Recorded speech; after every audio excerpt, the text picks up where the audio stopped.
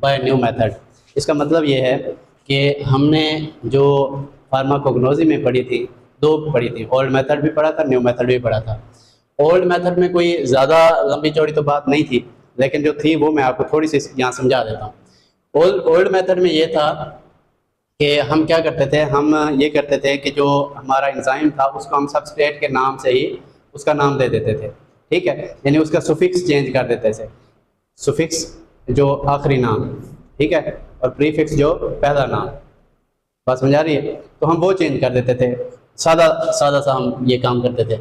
अब यहाँ क्या है, यहाँ न्यू मेथड आपकी जो बायोकेमिस्ट्री है उसमें यही मेथड एक ही है, और जो उधर है उधर दो मेथड है। लेकिन आपको ये वाला आता होगा तो आप वहाँ थोड़ा बहुत पहले के 2-4 लाइनें लिख लेंगे कि भाई ओल्ड मेथड में हम क्या करते हैं, सुफिक्स चेंज कर देते हैं या सबस्ट्रेट के नाम से ही उसका एंजाइम का नाम रख देते थे।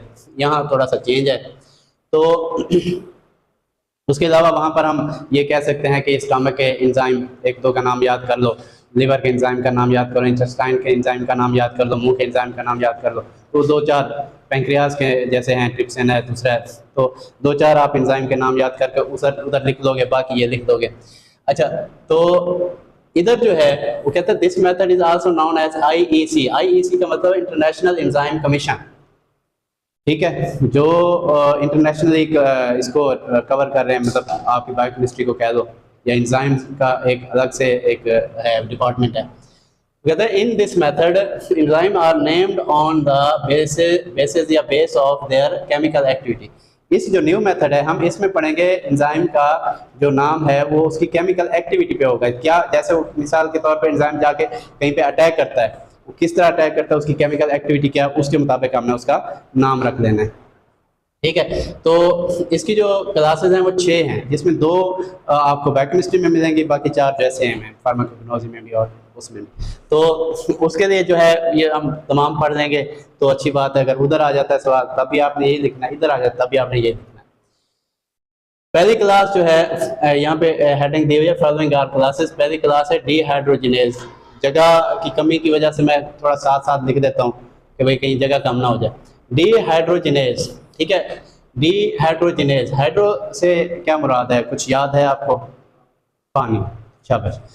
हाइड्रो से पानी, यानी enzyme that act on substrate, जो सबस्ट्रेट पे आके एक्ट करता है और क्या करता है, and remove their hydrogen molecule, वहां से हाइड्रोजन को निकाल देता है। डी का मतलब निकाल देता है। डिहाइड्रोजिनेज यानी जहां से ऐसे एंजाइम जो आपके सबस्ट्रेट पे एक्ट करते हैं और उधर से क्या निकाल देते हैं, क्या निकाल देते हैं, हाइड्रोजन मॉलिक्यूल जो निकाल देंगे।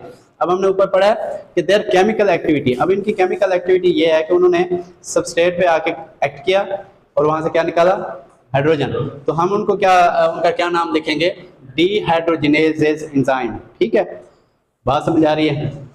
जब मैं फ्रीक्वेंटली बोले जा रहा हूँ बस ओके ओके ओके है, यानी आपको समझ आ रही है? आपको सर, यानी जो उसकी एक्टिविटी है वो एक्टिविटी क्या है कि वो हाइड्रोजन निकाल देता है, तो हमने उसका नाम रख दिया डिहाइड्रोजिनेज, ठीक है। उसमें जो एग्जांपल है वो है ग्लूटामेट डिहाइड्रोजिनेज एंजाइम की, ठीक है। सेकंड क्लास है ऑक्सीडेशन। ऑक्सीडेशन और रिडक्टेशन। ऑक्सीडेशन मीन के ऑक्सीजन डालना, रिडक्टेशन ऑक्सीजन निकालना, ठीक है, या उसको हम डीऑक्सीडेशन भी कह सकते हैं कि भाई ऑक्सीजन निकालना, लेकिन ये उसका कोई जो है वो ऑथेंटिक वर्ड नहीं है डीऑक्सीडेशन, लिहाजा रिडक्टेशन ही कहेंगे। Oxidation mean enzyme that catalyst the oxidation reaction, यानी ऐसे एंजाइम जो क्या करते हैं, कैटालिस्ट करते हैं oxidation reaction. Oxidation reaction mean कि किसी जगह पे ऑक्सीजन डाल देते हैं, ठीक है। तो उसमें जो एग्जांपल है वो है एस्कॉर्बिक एसिड ऑक्सीडेज की, ठीक है। अब उसने ऑक्सीडेशन जो करनी है उसका जो एंजाइम है उसका क्या नाम है, ऑक्सीडेज, लेकिन हमने उसका आगे वो भी लिख दिया कि भाई कौन सा जो आपका केमिकल है वो उसके साथ जाके करेगा। Ascorbic acid calcium, sorry vitamin C, माजरत, विटामिन सी। एस्कॉर्बिक एसिड क्या होता है, विटामिन सी। ये हम आगे अगला जो हमारा एक लेक्चर छोड़ के अगला जो हमारा चैप्टर है वो विटामिन का ही है, उसमें हम पढ़ेंगे भी सही। विटामिन सी होता है ये, इसका काम क्या होता है, आपके हीमोग्लोबिन का पता है ना, HB का। हीमोग्लोबिन में आपके होता है आयरन, आयरन होता है, ठीक है, उसको Fe3 कहते हैं मेरे ख्याल में, ठीक है।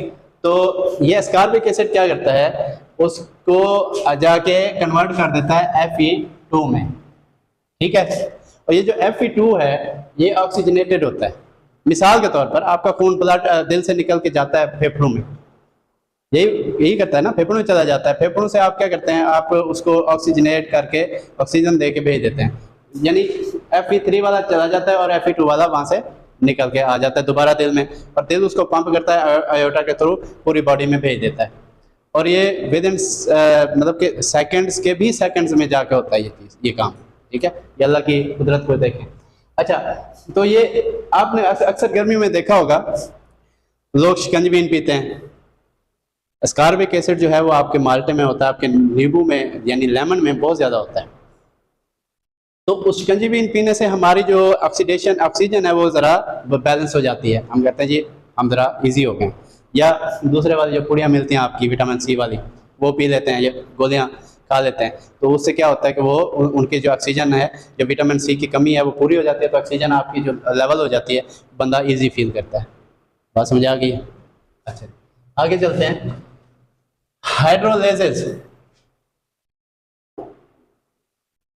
हाइड्रोलाइसिस, हाइड्रो मीन पानी, lysis mean enzyme, enzyme that catalyst the hydrolysis of chemical bond, किसी भी केमिकल बॉन्ड को जाके पानी दे आता है, ये एस्ट्रेज और न्यूक्लियस। एस्ट्रेज जो है हमने लिपिड में पढ़ा था, और न्यूक्लियस जो है वो कहाँ पढ़ा था? एनीबॉडी? नहीं पता ना, जाती है। न्यूक्लियस न्यूक्लिक एसिड में पढ़ा था, न्यूक्लिक एसिड यानी RNA DNA, और नाम से बता रहा है लेकिन मर्जी है। अच्छा जी, चौथी क्लास है लाइगेज और सिंथेटेज। सिंथेटेज का मतलब होता है बनाना, लाइगेज भी वही एंजाइम जो, अच्छा हम एंजाइम का हमने पढ़ा है कि वो क्या करता है, आके अपना सबस्ट्रेट पे एक्ट करता है और उसको तोड़ फोड़ कर देता है, ठीक है, नई चीज़ बना देता है, ये पढ़ा था ना हमने। लेकिन एंजाइम जो है वो आपका एक और काम भी करता है, वो टूटी चीज़ को भी ज्वाइन कर देता है, ठीक है। कैसे? Enzyme that are capable of catalysing the reaction of by joining to large molecule by forming a new chemical bond. For example DNA ligase. DNA ligase क्या करता है? वो करता है जी link to fragment of DNA by phosphodiester bond. याद है DNA में हमने पढ़ा था कुछ डबल स्ट्रक्चर पढ़ा था, कैसे था वो स्ट्रक्चर? ठीक है, ऐसे था ना। तो ये जो इन दोनों को जोड़ता है वो कौन सा एंजाइम है? फास्फोडाइएस्टर बॉन्ड, ठीक है। वो ये अपना, तो इन एंजाइमों को क्या कहेंगे? लाइगेज या सिंथेटेज, हमने वहां पे पढ़ा भी था, ठीक है। तो इनको क्या करता है? जोड़ देता है to large molecule by forming a new chemical bond. जब हम ये दो लार्ज मॉलिक्यूल्स को ऐसे बना देते हैं तो फिर ये क्या बन जाता है? या डीएनए बन जाता है या फिर आरएनए बन जाता है। याद है? चलो, ये हजरत शुएब साहब तो ऐसे चुप बैठे हैं जैसे इन्होंने कभी पढ़ा ही नहीं। पांचवी क्लास है ligases, mean enzyme that catalyse the addition of NH3H2O or CO2 to double bonds, for example fumarase. अच्छा, अब मुझे कोई NH3 बता दे, क्या बता होती है? हैं? एक मिनट, अमोनिया, ठीक है, दोनों बच्चे आप करेक्ट हो। H2O का तो पता ही होगा, पता है क्या होता है? हाँ शाबाश है। और ये CO2 कार्बन डाइऑक्साइड, माशाल्लाह। चलें, फिर भी थोड़ा बहुत कुछ है सही आपके पास। तो क्या करता है जी? ये कैटालाइज करता है, एडिशन कर देता है इसकी इसकी इसकी, ठीक है, और डबल बॉन्ड बना देता है। अच्छा, या फिर ये पता क्या करता है? या इसको रिमूवल भी कर देता है इसमें, या इसको क्या कर देगा? इसकी एडिशन कर देगा या रिमूवल कर देगा। अच्छा, मैंने लिखा नहीं है रिमूवल वाला, है ना, यहाँ पे लिखना चाहिए है, मैं अभी लिख देता हूँ ताकि आपका ये वो ना हो। यहाँ पे आर आएगा, R removal of these groups, ठीक है, लीविंग बिहाइंड डबल बॉन्ड, यानी अगर इनको इकट्ठा करेगा तब भी डबल बॉन्ड बनेगा, अगर इनको रिमूव करेगा तब भी डबल बॉन्ड बनेगा। लीविंग बिहाइंड, सॉरी यहाँ पे एन बिहाइंड डबल बॉन्ड, ठीक है। और इसकी हमने एग्जांपल क्या लिखी थी, फ्यूमीरेज, ठीक हो गया, समझ आ गई। यानी इन तीनों ये जो केमिकल हैं या इनको ऐड कर देता है या इनको रिमूव कर देता है, ठीक हो गया। अच्छा जी अगली और आखिरी क्लास जो है हमारे पास वो है आइसोमेरेज या आइसोमेरेजेस। Enzyme that convert one isomer to another isomer mean that end product has same molecule formula but different structure। अच्छा आइसोमर का पता है एनीबॉडी? नहीं पता, मैं बताता हूँ। आइसोमर का मतलब होता है सेम, एक ही जैसा। मिसाल के तौर पर ये हमारे पास मिरर है, ठीक है, मैं मिरर में अपना चेहरा देखता हूँ, वही चेहरा है ना, सेम है, लेकिन मिरर में एक चीज़ चेंज होती है, पता है? नहीं पता, साइड चेंज होती है, ठीक है। इसी तरह ये जो आइसोमरेज होते हैं ये क्या करते हैं, ये साइड चेंज कर देते हैं। यहाँ वो कहते हैं convert one isomer to another isomer. हमने दो आइसोमर पढ़े हुए भी हैं, याद नहीं होगा, मैं बताता हूँ।